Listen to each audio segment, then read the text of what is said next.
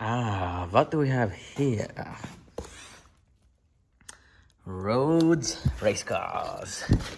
We have ourselves a fuel cell. Oh man. Oh, that's a nice piece, man.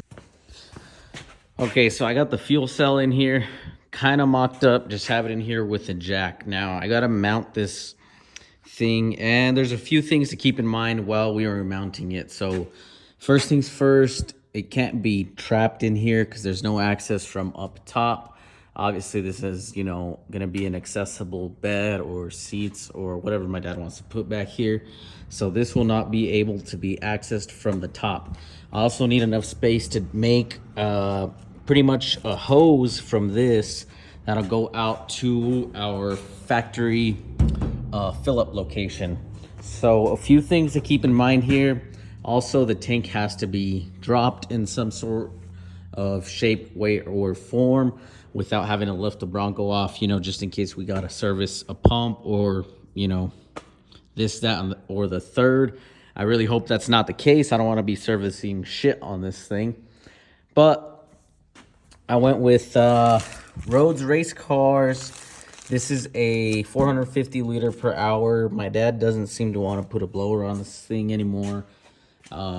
He kind of backed out of that once I told him how much we were going to spend on a crazy, you know, like a pretty good fuel system. But I think if he changes his mind, this may support something small still. So that's why I got a 450 liter per hour tank. This thing was not that expensive compared to some other options, or, you know, like the Aeromotive one that I was trying to convince him to buy.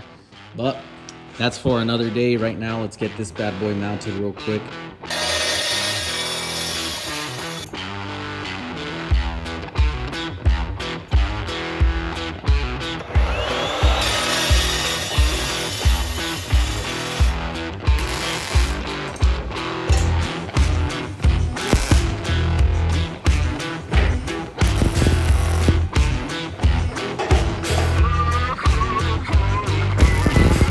Okie dokie, so here's the brackets that I whipped up. Now, obviously, if you look at them, you can kind of see what I'm going for here. The tank is pretty much, you know, it's center right now and pretty square to where I want it. So, probably going to set one of these up there, see where it ends up. And then I got these little tabs. Let's see, where are these bad boys at? Somewhere around here, if I could find them. Aha, found you. Oh, it took me 5 minutes. Anyways, these are the tabs that I have. I bought these pre-made. They're at a local metal store here in town. But anyways, I'm going to cut these in half and basically weld them to each end of the square tube. And then, let's just get into it.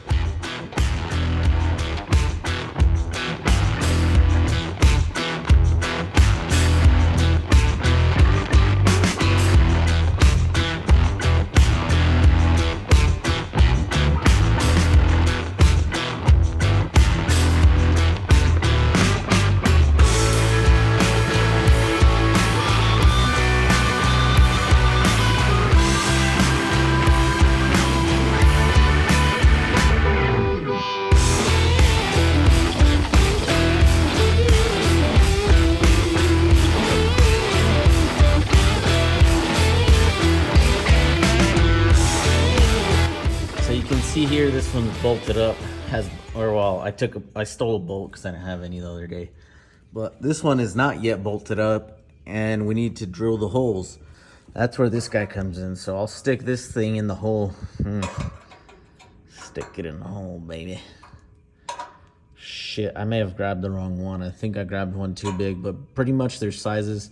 These are 3/8 holes, and these tabs, I just bought them pre-made from a local metal supplier that sells gate stuff. But yeah, this transfer punch goes in the hole and pretty much centers your punch. Smack that bad boy with a hammer, and now when you're drilling, you know you're dead nut center of this hole.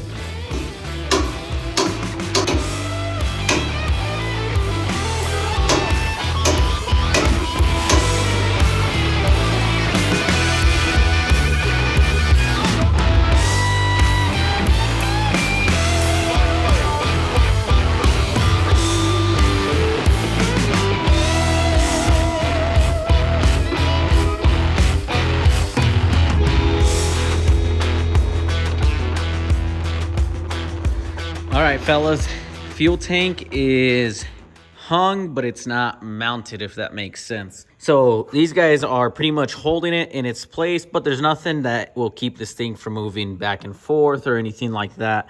It's pretty tight in there, so it shouldn't move side to side, but I'm gonna show you what I'm gonna do to actually bolt it down. So to do that, I got these guys right here. These are from Monkey Fab. I think they're called aluminum standoffs. That is a M8 by 1.25 bolt thread right there, and it's about an inch deep. So I'll be welding these to the side of the tank here. Somewhere in that area, let me show you this. Let me assemble one real quick. So obviously you can see right there, it has the bolt through it. And then I have tabs just like the ones that I used for these hangers. So this is what we could call our assembly here, I guess. You get the idea of what's gonna happen here. I'm gonna weld the tabs to the square tube here, and then weld the standoff to the tank, and then we'll have a fully mounted tank. So we have our standoffs right here. We'll put them right in our little circle that we marked out on the Bronco. And to make a permanent mark,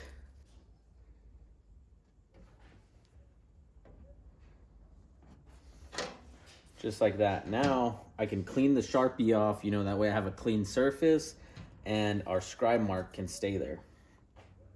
The reason I like to use the scribe is actually the first time I've done it this way, but now whenever you go to acetone your stuff, you get rid of the Sharpie mark, but your scribe is still there.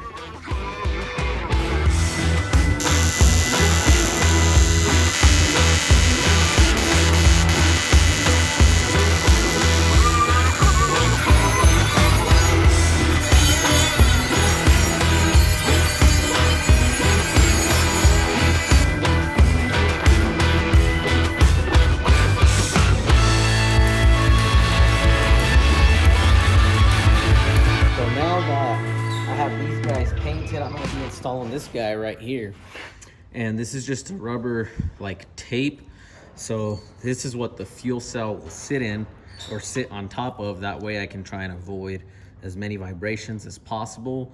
I'm going to try and come up the sides of these with this, but I'm not sure if we'll have enough space because it's already pretty tight. But maybe I could just put some at the top where there's a little more room. That way it doesn't wiggle around in there. But that was the reason that I painted down here first. Then I'll paint the rest of these once I have the tabs for the cell mounted.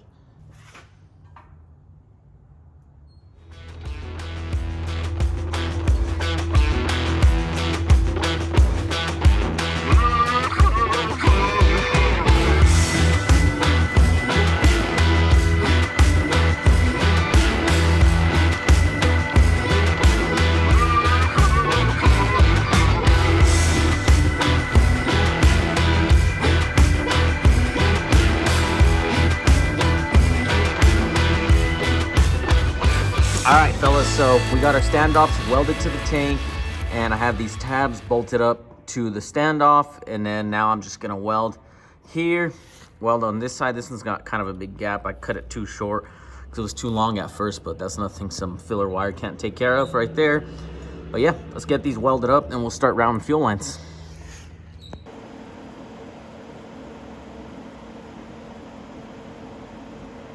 Well, that was an abrupt reminder as to why I don't MIG weld any mild steel unless I really need to. Forget how slow it is compared to like stainless and aluminum, but hey, you know, I thought I would TIG weld it because, you know, it's going to be exposed, wasn't going to be grinded down or anything like that. But you know what they say, grinder and paint make you the welder you ain't, baby. I mean, what the fuck is this? That one's decent, but it has like no tie-in. Wow, I think I might have to hit this one again. It literally has 0 tie-in on that side. Look at that. That's a cold ass weld. Oh my God, I can't leave that like that. Hold on. So I'm looking at these welds and they're all hideous. What I would do is actually, once it cools down, I'll take the brackets out, take everything out, and then they're already in the spot they need to go. So I'll have them in a position where I can actually clean them up and make them look better than that for sure. Should have just done that from the start. But anyways, I'm gonna start running fuel lines for now because that's next step. Okay, so fuel cell is fully mounted. You can see this bad boy is going nowhere. Came out really nice. I still got to fix those welds down there, but we'll do that at another time. We're going to start running our fuel lines. So I'm going to start with the feed. For this situation, I'm going to use pump 2 here, and pump 1 is just going to be here relaxing until we put a blower on this thing. These are two 450 liter per hour pumps, so we'll just basically be running one 450 liter per hour. So this fuel hat here just has -6 ORB inlets, so that's what these guys are, and they go to -6 AN. All the fittings and everything you see in this video are from Monkey Fab. The standoffs are from Monkey Fab. Fittings, lines, everything except for the fuel regulator. Monkey Fab doesn't sell them, but it's from the guys at Snow Performance / Nitrous Express. Let's see here. Oh, almost dropped it. This guy right here, this is like, I forgot, 15 to 8 or something like that, 15 to 80 PSI fuel pressure regulator. Basic stuff here. This all has 6 ORB inlets as well, so I have 6 ORB to -6 fittings for this guy. But we're gonna start over here. All of these ORB fittings come with a little O-ring. That's what ORB means, O-ring boss, I think is what it stands for. I don't know, but put that guy in like that. Then just screws right in here. So this is just a random line that I have laying around. So this is gonna go something like, right, so this is our 6 AN. So that guy goes in there. And I think I'm gonna run it something like this. I want them to come all this way, you know, return can come this way with a straight. I saw a thing on TikTok where you can squeeze zip ties open and they're supposed to open up. You can undo them. Let's see if it works. Yeah, this will work. Guess we're just gonna have to cut this one. Okay, so you see this line's got kind of a rough cut on it. God damn, just walked a mile. I won't focus, but it's got a rough cut on it. This is also something I saw on TikTok a few years ago now. Let's see if it works. So this video said if you take a chisel, smack this sucker, it makes a super clean cut. They used a piece of brass underneath, but I don't have a piece of brass, so I'm gonna use a piece of wood. I think that's just really to save the chisel. You gotta give it quite the smack though, I'm assuming. I mean, that's pretty clean. I don't like that it's not straight, so I'm gonna give it another whirl. But that's not bad. There's a little bit of hairs and stuff on there. Not terrible. Let's give it another one. So the faster and, you know, harder you hit it, it makes a smoother cut. There's still some little hairs hanging out, but I could just cut these guys. What you want to really avoid is flaring out the little metal pieces in here, because then it really makes it a pain in the ass.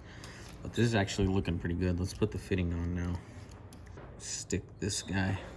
So obviously your AN fitting comes apart like this, and this guy just slips over this mess. Well, you just stick this sucker all the way in there. Basically until it bottoms out on your first section of your fitting. Now the rest of the fitting goes in like so.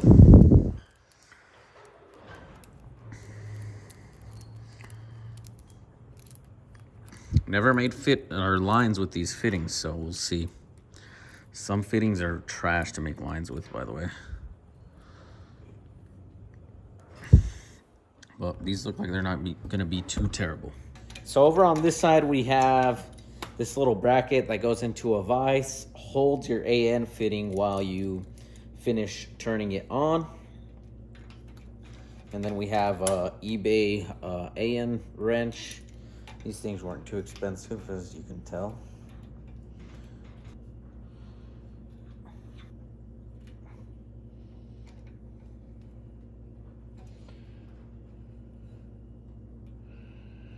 And now we have 45.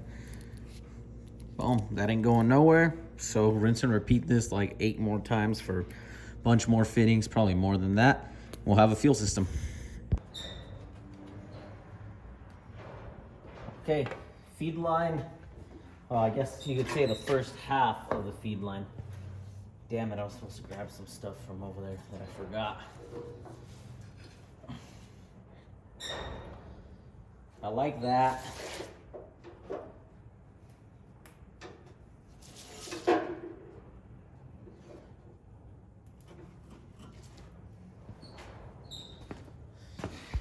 So there we have pump, runs through here. I want to run it under this brake line assembly thing here, so I opted to go under this bar instead of over it. There's very limited space once we have 2 lines running under there, but I think it's like just the perfect amount of space. And right in here somewhere is where I'd like to put my fuel filter, so we can make a cut. Let's see, where's the fuel filter? This guy right here.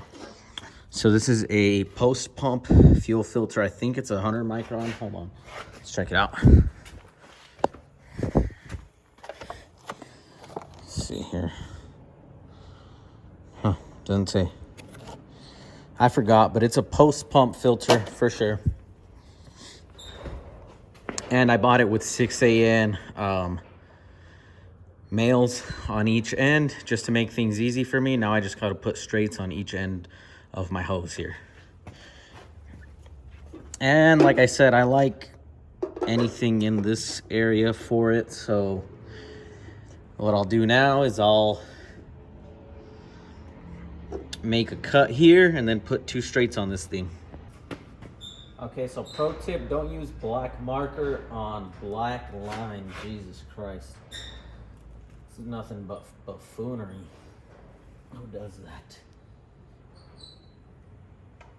1 snack, boom. 2 snacks. Damn, this one came out cleaner than the last one, so I'll tell you that. Making fuel lines, at least for me, like the first time I ever made them really sucked. I didn't have any of this equipment, which isn't even expensive stuff, right? There's like $30, $40 maybe worth of shit right here. And you know, the first time I made them, I had 2 crescent wrenches and I had them all taped up so I didn't mess up my fittings and things like that, and that was just a real pain in the ass. But it's one of those things, after you do it once, kind of just sticks with you, and it's not very hard. Actually, for me, it's one of the funner parts of building a car, not only because it's not that hard, it also goes fairly smooth, at least. You know, maybe I shouldn't speak too soon or anything, but goes fairly smooth for the most part. Also, once you're plumbing a car, you know, typically means you're getting real close to starting it. If you need fuel, you're right there, man. So that's the other thing I like about making fuel lines. It's an exciting part of the build. I also like to line these up with each other. Makes for a nice, clean looking finish. Okie dokie. So we have our fuel feed line and our return line fed. I have everything zip tied together. Looks not so nice right now. I really want to get some nice mounts for these, but every one I find seems to just be like this one, and they don't really have a tab to bolt them like to the chassis. So trying to find something different. I'm still searching around for something to permanently mount these lines, but for now I have them zip tied just so I can finish running this. I'm gonna bring this body down, that way I can mount the fuel regulator. It's probably gonna go somewhere right up in there, you know, nice transition into the fuel rail, but let's get this body down and then we'll start on fuel regulator. Okay, so here is our fuel regulator from Snow Performance. I'm liking this area right in here, something like that. I'm unsure of what this hole is for. This over here, this whole bracket thing looks like, well, for one, it wouldn't even fit here because, you know, it'd be real tight right there. Not a lot of space, wouldn't look good. So you know, I want to leave that available depending on what goes there. I'm not sure if we'll even need it, but you never know. Because, for example, this is for the factory brake booster, it looks like to me. And I'm thinking this F-150 brake booster probably isn't going to work anymore. I don't know yet. It's got sensors and shit on it. It's probably not gonna do what we need it to do. So we might end up getting rid of that. And then if I put this here, so I'm probably gonna want to scoot this over, you know, kind of, if I can, just so I don't run into any issues with this brake booster being in the way of the fuel regulator, if it is that we are gonna have to use the brake booster from the factory Bronco. So I'll probably scoot it over and maybe up. You know, we also want to have enough room to get to our adjustment here so we can adjust fuel pressure. But somewhere in this is looking good to me. Okay, so I found the factory brake booster over there. And that guy, I measured from this bolt hole right here, this direction. It sticks out about, let's grab a marker.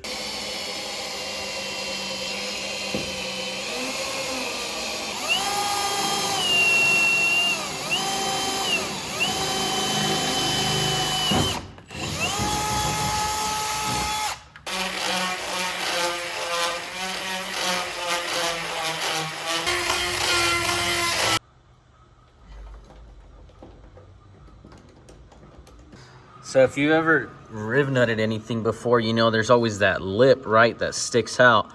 So I saw this guy do this on Instagram or TikTok, I can't remember, but man, that's sick. So you countersink them, and now they sit flush. Oh, that's sick.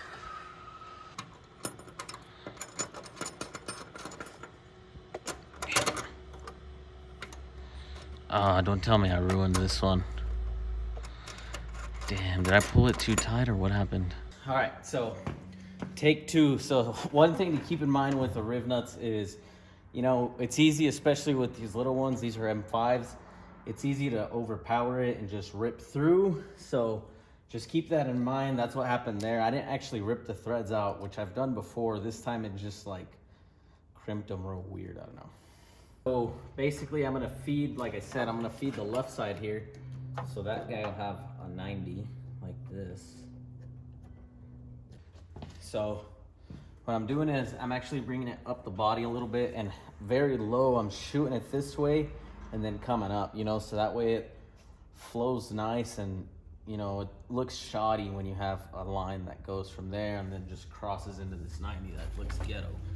And for our return, I think I'm just gonna do a straight down. That way I can route it pretty much the same exact way I'm routing the feed. All right, fellas, so it has been a while since I've even looked at this thing, but the fuel system is now done. I finished buttoning up some of the lines. Let me show you what I got going on here. So we got our Snow Performance fuel regulator just going right to the rail right there. It's a deadhead system, but it'll work for what we're doing right now. And what I recently did, I just got these the other day. So shout out to the homie Anthony for these. He printed all of this stuff out for me on a 3D printer, but this is a bracket to hold our fuel filter, have it all bolted down. You see that's not going anywhere.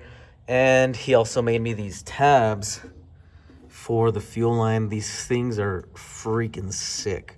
Now, as I was putting them in, I had to make me a bunch of them. But then I quickly realized they don't really work everywhere. Obviously, in the spots that I placed them, they work great, but they're a little big. You know, the fuel line comes over this guy. I need to make something else for here. The good news is I actually have a 3D printer on the way, so we will be able to make this type of stuff. I'll probably just design something a little bit different for all of these spots, but yeah, fuel is fully buttoned up. That's gonna do it for this one, folks. That is the fuel system on the Coyote Bronco. I recently received the wiring harness for this thing, so next video we'll be wiring it up and probably trying to start it as just like a rough startup, just so we can, you know, start the engine. I know my dad's dying to see this thing run. Thank you all for watching. Se la lavan.